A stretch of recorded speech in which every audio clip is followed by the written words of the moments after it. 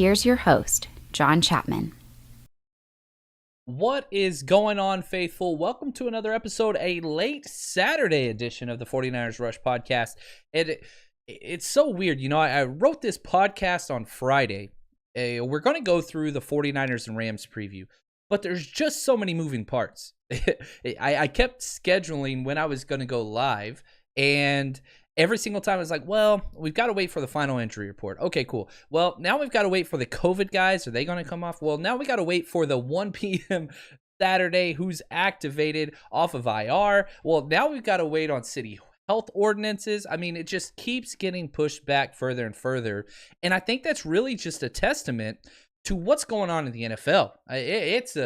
It's a mess right now, all the way across the NFL. I mean, we just got news just a couple minutes ago. The Broncos are out every single one of their quarterbacks.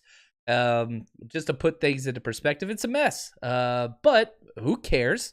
We still have football. And even better than that, it should put a smile on your face knowing we have 49ers football coming in just one day. So depending on when you're listening to this is Saturday, 3:51 p.m. is currently. Shout out to the Countdown crew showing up strong on Saturday. I love it. What's up, Raymond? Always good to see you here, sir. It's a mess. Usually we go through the injury report, which we're going to do for both teams. We are going to spend the majority of this episode talking about the Rams and this matchup and what the 49ers need to do to win.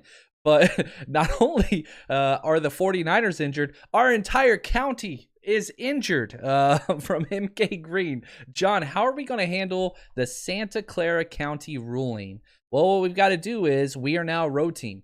We are no longer going to be allowed to play in the county of Santa Clara for the foreseeable future, at least a month. And so you have the 49ers. We should change our mascots to the Gypsies because we're going to be moving around all over the place. Definitely just one of the many. I don't know. We just got through with Thanksgiving, and one of my favorite TV shows ever is the Charlie Brown Thanksgiving Day special, which was bought up by iTunes. Thanks a lot, capitalism. That's a joke, but I didn't even get to watch that this Thursday. But that's what it feels like. Charlie Brown going to kick the football, and that mean I don't want to say I almost cussed about a cartoon character, keeps pulling the football out from underneath us. That's where we are. So what do the 49ers have to do? There's not going to be any, oh, poor baby or anything like that. That's not going to happen. So what you've got to do is you just got to tough it up. You're going to have to figure out a new place to play. I made the joke about the Pasadena 49ers. You got the Rose Bowl down here you can meet at. But they're looking. The official release from the 49ers basically said they're working with the NFL, trying to find a place. They've got to find a practice facility. They've got to find a place to play games, which it shouldn't be all that difficult because fans obviously are out of the question. But, yeah, it's a mess. That's just where we are. It's bad everywhere. And the 49ers definitely are part of that. We still have 6 players on the COVID reserve. We're going to go over that. But let's talk a little bit about the Rams. Okay, they are 7-3. They have gone on a roll since we beat them handedly. But the team that we had during that game was very, very different. Anyway, regardless of all that being said, we'll talk about that game. They're 7-3. They're in first place in the NFC East. They have the tiebreaker over the Seattle Seahawks because they beat them in the head-to-head. They are number 2 in the NFC East. Chalk it up to another week where the 49ers play the number 1 or the number 2 seed in the NFC East. You look at the schedule. We have played, this will be the 4th consecutive game against a team that was number 1 or number 2 in the NFC East. We played the Seattle Seahawks, Green Bay Packers, New Orleans Saints, and now the Rams, all during the game time that we played them at the top of the list. And what do we have to do after this game? Oh, by the way, the Buffalo Bills, who are atop of their division as well. After that, guess what? The Washington football team, which, all jokes aside, still leaders in their division. This schedule's not going to get easier.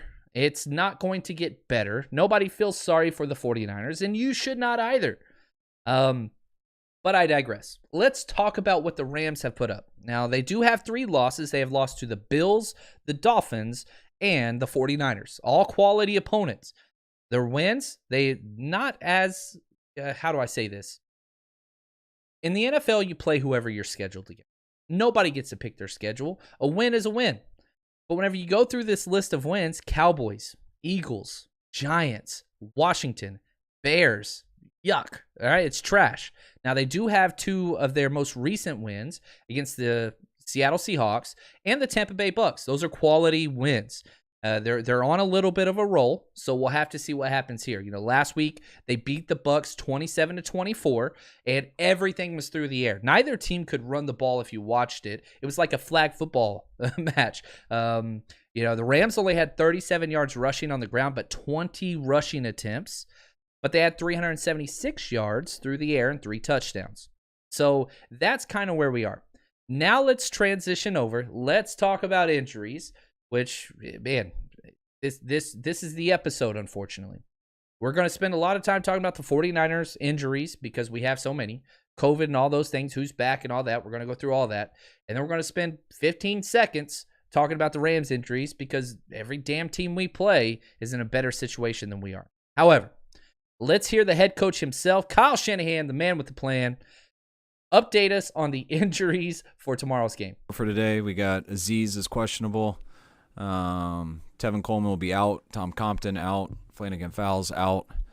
Greenlaw questionable. Kinlaw questionable. Jordan Reed questionable. K'Wan Williams out. Go ahead. Yeah, go ahead. Thank you, Kyle. I appreciate you sending that back to me in such a fashionable way. So Tevin Coleman, who we were hoping would be back this week, he's not. However, the positive news, and we'll talk about this a little bit, we're getting Raheem Mostert and Jeff Wilson, who I would put both of those guys way ahead of Tevin Coleman on the depth chart personally. So it does seem like you're finally going to get that 1-2 punch with the change of pace back in Jerick McKinnon, which I think is where he belongs, right? The problem was because of all these injuries, you asked Jerick to do what Jerick isn't. He's not a traditional running back, and you put him in that role, and it cost him all across the board. Now, Jerick McKinnon is going to be in that position where he might get 8 to 10 snaps a game. That's all he needs. Third down, change of pace guy, that's it. First and second downs needs to be Raheem Mostert, almost 2-1 over Jeff Wilson. I wouldn't be surprised if they half series just until everybody gets back. I don't think you want to overwork Raheem Mostert coming back from an injury, and obviously you don't want to do the same thing to Jeff Wilson Jr. And so we'll have to see how the snaps go there, but I like the way that it looks and the way that it's shaping up. DFF, Flanagan Fowles is out, our linebacker, and that's huge because we've got a lot of questionable people. Azeez, questionable. Dre Greenlaw, questionable. So with DFF out, Azeez and Greenlaw out, is a possibility that the only linebacker, true linebacker, on our active roster is going to be none other than Fred Warner.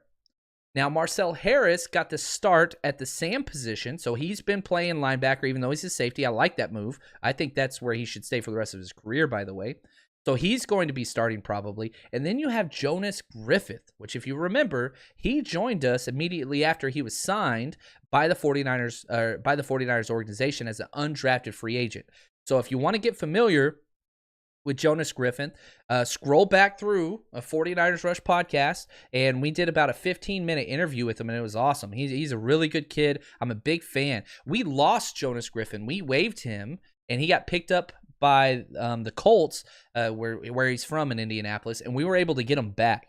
So pretty excited for what this kid has. I doubt he's going to get any defensive snaps. I'm sure Azeez, Greenlaw, one of those two will play, and that'd be your starting 3 linebackers. But the idea is, again, you've got to have some depth there. So we'll have to wait and see what happens there. Sticking with the outs, this is a big one. Tom Compton, our guard, who is not a very good guard whatsoever, he got a concussion, get this, during walkthroughs. How the hell do you get a concussion through walkthroughs? Now, I know it's been very well publicized and talked about the players that 49ers walkthroughs are not quote-unquote walkthroughs. That's not what they are. But he's out, which means, and we're going to spend a lot of time talking about this in our projection part of the episode where we go over our predictions. Colton McKivitz, the rookie 5th-round draft choice out of West Virginia, who was drafted as a tackle, is getting his very first NFL career start at right guard. And guess what? Who do you get to go up against? None other than Aaron freaking Donald. It's going to be a mess. And I don't know if you could tell by the the tone in my voice. I'm not feeling very optimistic about this one. It's a big mess. I see it's Kim. It's a big mess. Now, questionable. We talked about Azeez and Greenlaw. Kinlaw is questionable. He's coming off COVID. Jordan Reed is coming off a non-COVID illness. And again, whenever you start talking about these players that are out, it causes problems for everything. Brandon Ayuk, guess what, guys? He's probably not going to play. Probably not going to be cleared in time from COVID, which hurts. That hurts big time. So now you're talking about stress again on the receiving core. Now you are getting Debo back, and we're going to talk about that soon.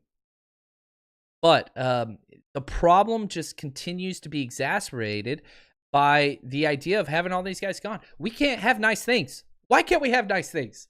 It's not even injuries sometimes. It's just freaking COVID. Anyway, I digress. I'm going to calm down a little bit. Maybe I'm going to get fired up a few more times. But Kyle Shanahan did talk about the good news, and there is good news. And I hate that I started this podcast off in such a negative way. That's on me. I probably should have started off with this positive news. And so here we go. Kyle Shanahan, cheer us up, man. Come on. Cheer us up. Fact, I mean, we'll get them on the roster tomorrow by 1. They got better each day. Yesterday we had to do a bunch of walkthrough stuff because some of the circumstances, the guys we lost. So we didn't get to go totally full speed, and same thing today, but they got better each day, and we'll put them on the active roster, and they'll be questionable going into the game. And those guys he was talking about, Richard Sherman, you remember that guy, Unc Sherm? He's back. We're going to have, I feel confident saying this, a top 5 starting outside corners in the NFL this week. We are. You're going to have Jason Verrett. You're going to have Richard Sherman. Now, perhaps Richard Sherman coming off this injury. He's been out for a while. But, he's had 2 full weeks of practice. I think he's going to be good to go. I really, really do. So I love our corners. I love the situation there. Our running back rotation, absolutely love that. No issues. Now, the wide receiver. This is problematic for sure. Brandon Ayuk has been the go-to guy in the passing game. He's been great. He continues to get better and better each week. He's going to be out. This is his 3rd game that he will have missed. He's only played in 8 games. So he's going to miss this game because of COVID. He already missed 1 game because of COVID. Close contact with Kendrick Bourne on a false negative. Yay, fun. And then he missed week 1 dealing with, I think it was a hamstring. But regardless, Debo is going to be back. Now, you love the fact that he's back. But again, he's going to be on a snap count. We've seen this. Debo's been out twice this year with injuries. And Kyle Shanahan said, we didn't really get to practice him as much as we wanted to because we had all the injuries. So we had to do walkthroughs. So because of these walkthroughs, Kyle Shanahan even said, we have to be smart with him. Now, what does that mean? Right? Quote, we have to be smart with him, end quote, was the phrase that he used. We've seen that before, where you're slowly bringing him in. So Debo's not going to be Debo's self. Will he get 30-plus snaps? I think so. Will he get 60? No way in hell. There's no way. You can't do that to him. You can't do that to him. Second time coming back from an injury this year alone. You got to be smart. So you're talking Debo getting 30 snaps. Well, okay, then who are the rest of your wide receivers? We're back to Richie James and Kendrick Bourne. Which I like those guys as number 3 options, not number 1 and 2 options. So you're kind of seeing the blueprint for the 49ers game plan. You're going to have to run the ball. Now, how are you going to run that ball? Well, guess what? Your left tackle, probably the best player on your entire team. You could say Fred Warner. It's Fred Warner or Trent Williams. That's it. Those are the best 2 players in 2020. However you want to slice that, it doesn't matter. Those are your 2 guys. Fred Warner on defense, Trent Williams on offense. Trent Williams has been out all week with COVID. It's a sliver. Little sliver. But if 2020 has taught me anything, you can't trust a damn sliver.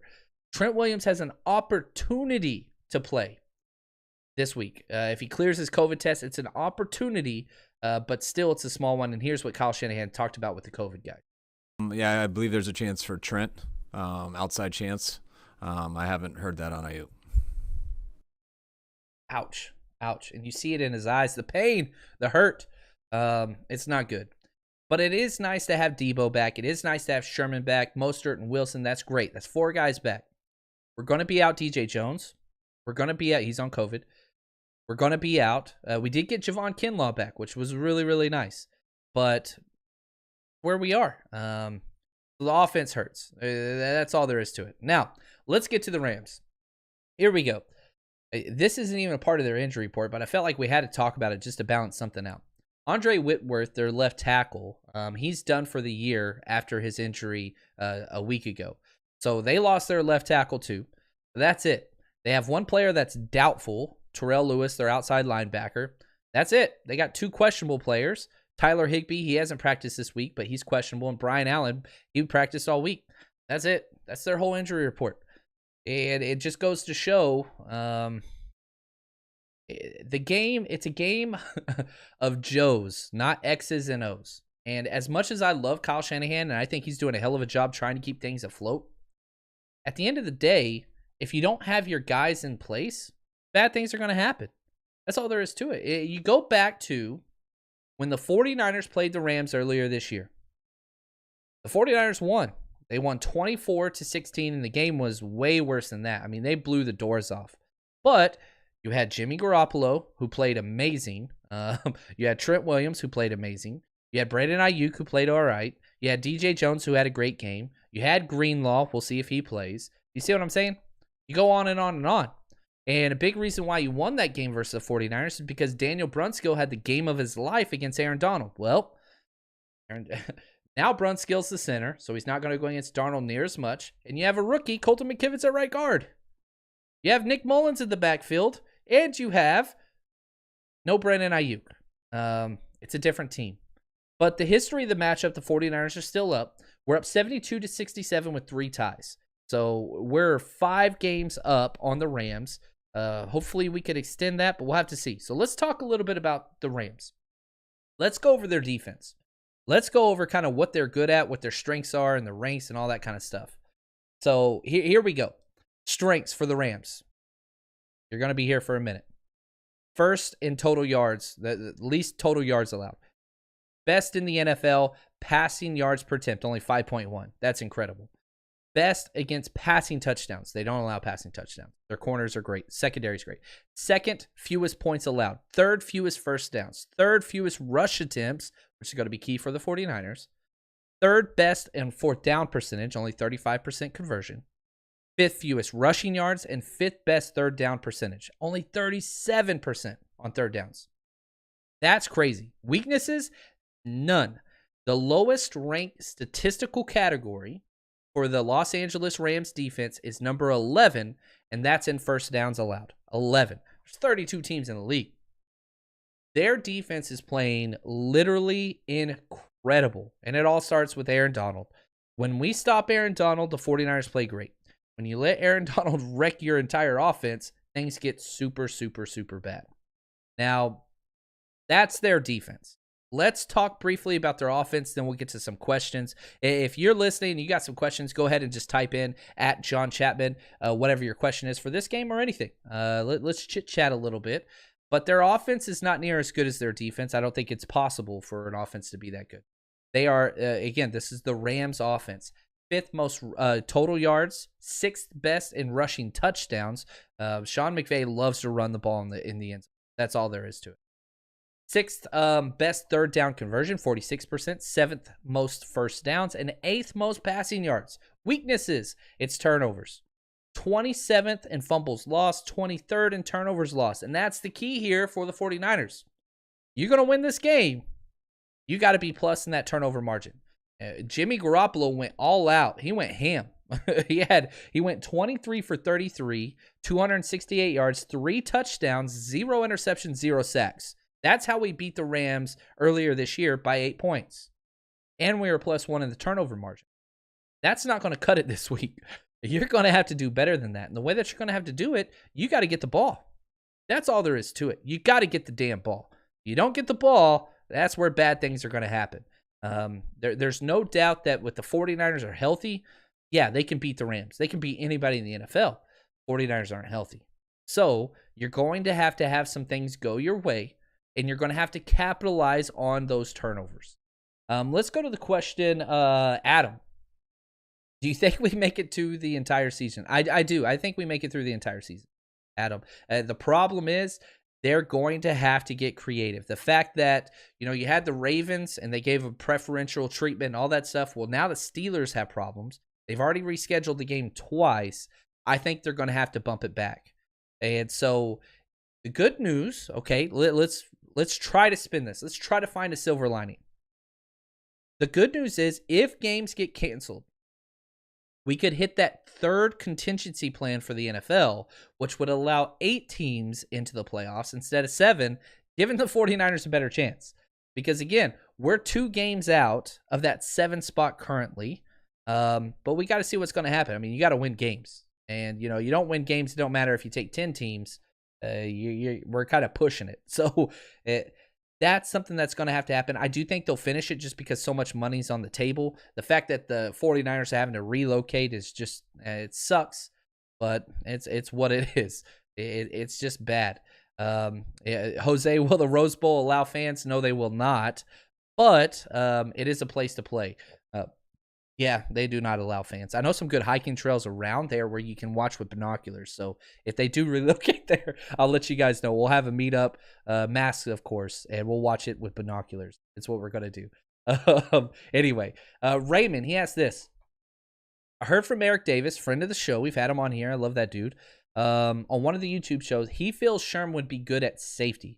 Yeah, this is not a new idea.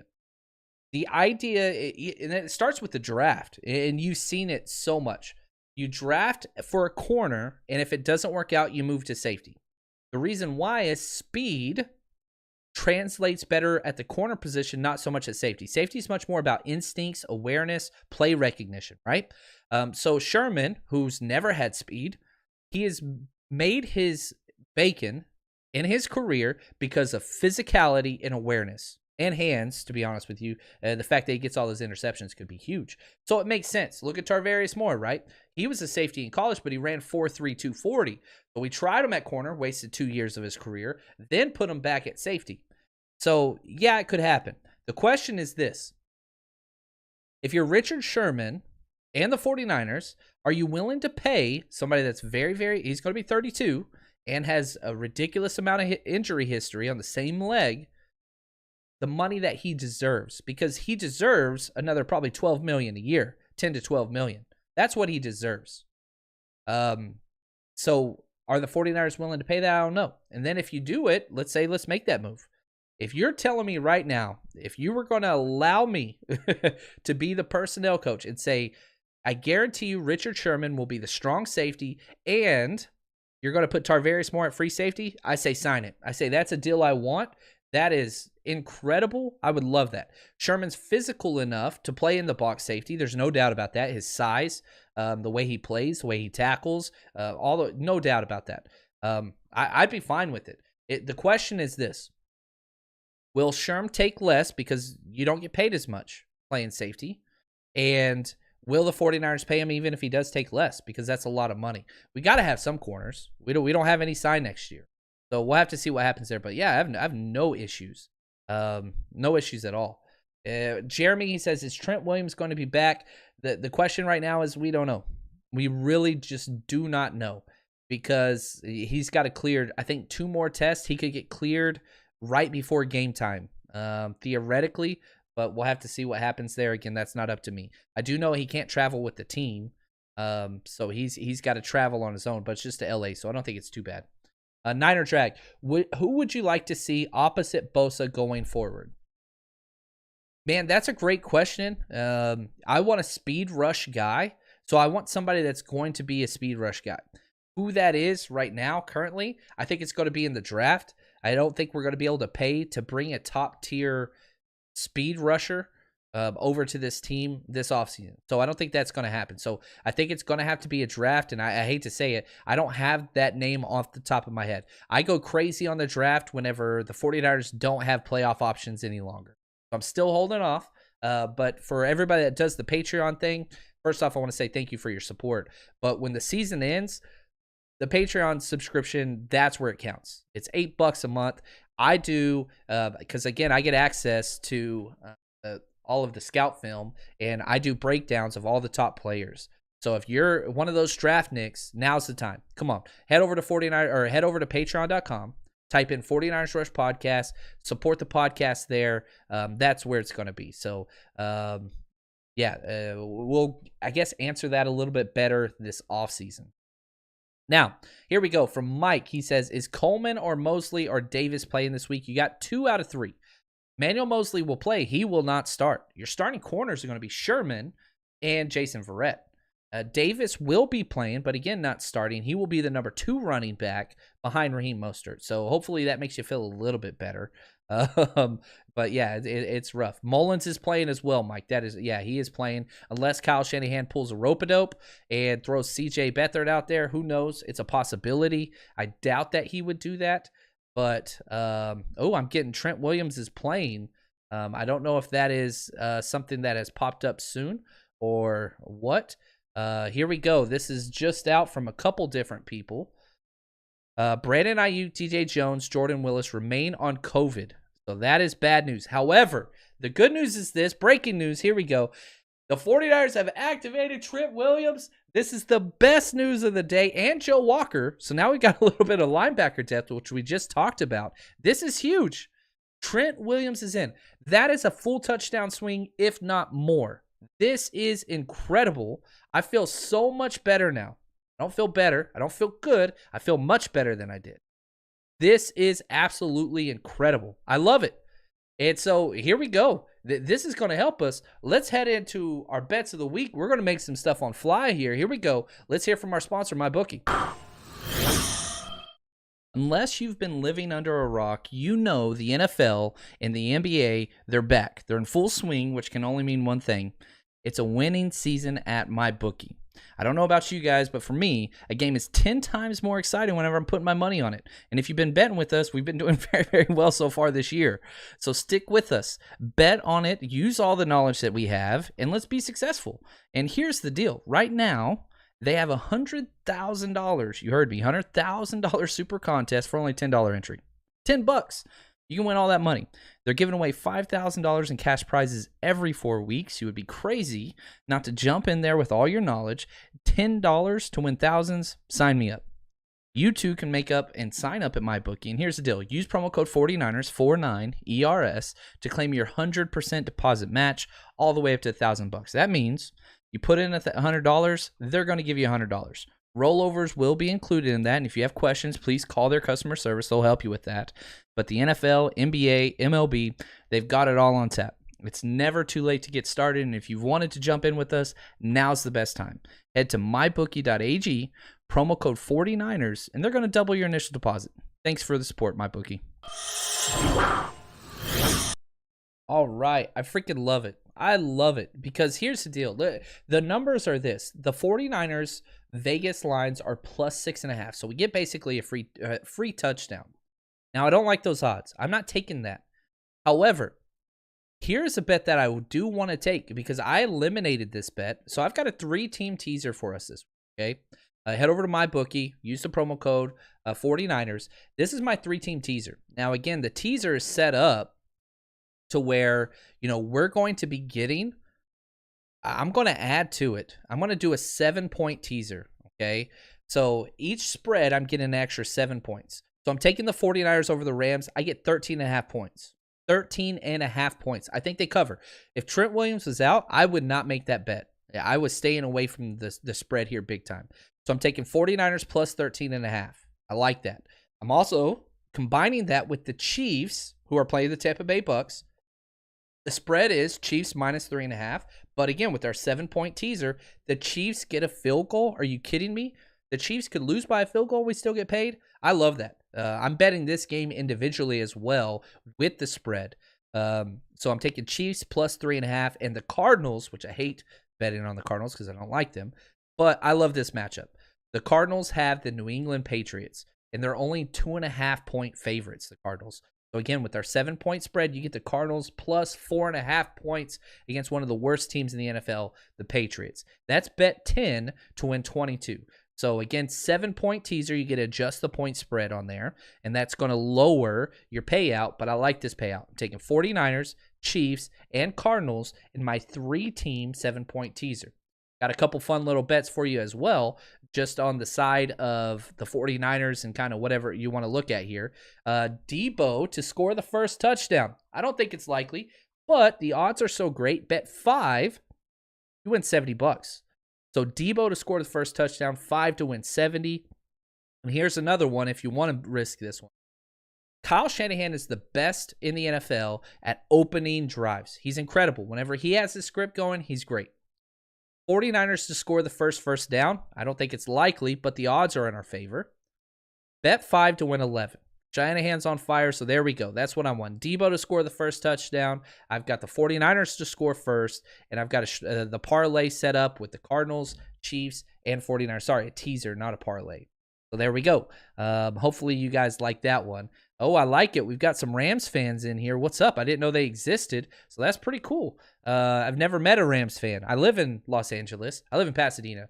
No Rams fans. It's kind of weird. That's pretty cool. I didn't know. It's almost like seeing a Bigfoot in the wild. There we go. What's up, Rams fans? I like it. Now, let's talk about how the 49ers win this game. Because they can. There's no doubt the 49ers can win this game. It's a division game. Crazy things happen. We're on the road. I totally get that, even though there's no fans. Again, we've already mentioned there's no Rams fans. If you've ever been to a Rams game, holy cow. Whose house? Our house. The number one thing that you have to do. Here's how the 49ers win this game. Let's script it out. Starts up front. Colton McKivitz. This is the matchup of the day. You can frame it however you want to. If you're hearing Aaron Donald's name over and over and over again and how he's the greatest defensive player in the world, the 49ers aren't winning this game, period. They can't do it because our offense is so inept because we have so many backups in already. So that is huge. So Kyle Shanahan was asked this question, why would you give this guy his first start versus Aaron Donald? And he kind of didn't have any choice. So he goes back through the process of getting McKivitz, and he starts with one of the greatest all time, Joe Staley deciding to retire, and walks through the draft process and all those things. So this is a little bit of a longer clip, but I think it's incredible. And it gives me hope as a 49ers fan in this kid, Colton McKivitz. So here we go. Head coach, explain to us why Colton McKivitz was such a great fit for the 49ers.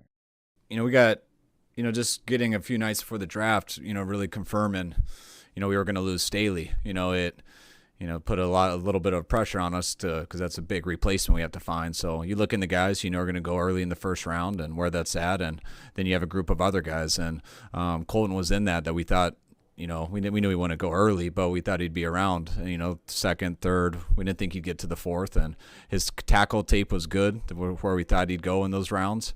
But we also thought we weren't sure if he'd be exactly a tackle or a guard. So then the fact that we were able to get Trent here and stuff, it made us throw him at guard right away. So we'll see how it goes into next year and where he's needed the most. But he's gotten a lot of work at guard here since he got here. I thought he's done a good job. That's why we've been rotating him and Compton the last couple of weeks. With Compton getting this injury yesterday, now this will be his first opportunity to start. And in his 2 games that he's been playing, I think he's gotten better in each game. He's got a big challenge going against a pretty good guy this week, but I know he'll be up for the challenge. Yeah, and man, it's going to be fun to watch. What a story to tell your grandkids. Yeah, my first start in the NFL was against Aaron Donald, but that's huge. The idea that we have Trent Taylor back helps so much, not only in the passing game, which is obvious. You go back to what Justin School did or perhaps didn't do in his one start, ruined the entire offense. So that's huge. Okay, of all of the people on COVID, you can talk about Kinlaw and Eric Armstead and DJ Jones, Brandon, all those people. It doesn't matter. Trent Williams is far more imperative than all of the other ones almost combined. I don't think we understand how important Trent Williams is. He's the number 1 offensive tackle in the NFL according to Pro Football Focus. And it meets the eye test. He's that good. So this is great news. So what you have to do is now you have to couple that and take advantage of that. Offensively, you have to do 2 things. And we know this as 49ers fans. You got to have a quick passing attack, just like we did. Again, go back to Jimmy Garoppolo and how he beat this team. He goes 23 of 33, 268 yards, 3 touchdowns, no interceptions, no sacks. There's no way in hell you're getting out of this game with no sacks with Nick Mullins. He holds the ball too long. But we have seen him, namely if I think the Giants game, where he just was like the most efficient quarterback ever because he just got the ball out quick. Hopefully, through 2 weeks and a bye week and everybody getting healthy, that can continue. That's what you have to do. So quick passing and a lot of rushing attempts. The 49ers win. Here's what I'm saying. These are my 2 metrics. +2, not 1 like last time, +2 in the turnover ratio, and 30+ rush attempts. That's huge. Defensively, very simple. You cannot allow Jared Goff to do his bootleg crap where he gets out into the open because he throws it so well on the run. I know he's not a mobile quarterback per se, but whenever he bootlegs, it's dangerous against this 49ers defense. So you have to bring pressure, lots of blitzes with linebackers, with safeties. It doesn't matter. Jamar Taylor has played well enough to earn a starting spot on this team. Now, Trent Williams is much better. That's not the argument I'm making. However, I'm saying that the level that he is playing, Jamar Taylor I'm talking about, has been great. And he blitzes just as well as Trent Williams. So I think that's huge. I'm seeing Goff is out on COVID. I am not seeing that anywhere. It is a possibility with where we are currently, but I am not seeing Goff out anywhere. I saw that in the comments, but I'm not seeing that anyway. Take that for what you will. But yeah, I feel so much better about this game now. What's up, None Your Business? Nice to see you. I'm feeling way better about this game now. Trent Williams, I cannot tell you how important he is. He is everything for this 49ers offense. And defensively, our defense just got to be themselves. I'm not even worried about our defense. It's just our offense. If our offense can have just a capable game, 49ers got a shot now. I didn't feel this way 20 minutes ago. You go back to my tone at the start of this podcast and where we are now, whoo! We got hope, baby. Let's go. We'll be live after the show, obviously, as we always are. So make sure you tune in to the live show. It's been the best show of the week. Always hit subscribe, hit the notification button, all that. But here's my prediction for the game. I had Rams winning 27-17. That's what my notes had. I'm going to adjust that. I still have the Rams winning, but I got a 27-24. I think it's going to be a little closer than people think. And if a couple things go the 49ers' way, you sneak out here with a victory. You get a win here. You improve to 5-6 against a division opponent. Things start clicking, baby. I'm telling you. Oh, man, I feel good. Trent Williams, man, I want to give you a hug, but you're too big. You're too big. Anyway, take that for what you will. Hopefully you enjoyed today's episode. Thank you for all the support. And, man, we got game day tomorrow, 49ers. It's going to be weird, but it's what we got. We got to take it. We got to smile with it. So appreciate you guys. Thanks for all the support. And as always, stay strong, faithful.